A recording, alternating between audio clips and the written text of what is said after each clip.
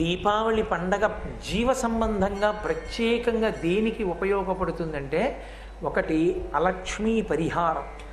దరిద్రంతో బాధపడుతున్న వాళ్ళు, కలిసి రాని వాళ్ళు, దుఃఖిస్తున్న వాళ్ళు దీపావళి పండగ నాడు సక్రమంగా కానీ ఆచరణ చేస్తే లక్ష్మీదేవి అనుగ్రహం కలుగుతుంది, అలక్ష్మి వెళ్ళిపోతుంది ఇంట్లోంచి.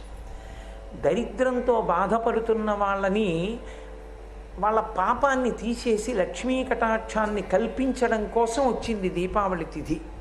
రెండవది, మనం ఈశ్వరుడు ఎలా బ్రతకద్దని చెప్పాడో అలాంటి పనులు ప్రతిరోజు చాలా చేస్తుంటాం. ఈశ్వరుడు ఎలా బ్రతకమన్నాడో ఆ పనులు తక్కువ చేస్తాం. అప్పుడు అవన్నీ పాపములే కదా. అయినప్పుడు కనీసం ఈశ్వర నిజమే, నేను సూర్యోదయంకి ముందు లేవాలి, లేవట్లేదు, అసలు సంధ్య వేళ పడుకోకూడదు, పడుకుంటున్నాను, ఇంట్లో దీపం పెట్టకుండా ఇల్లు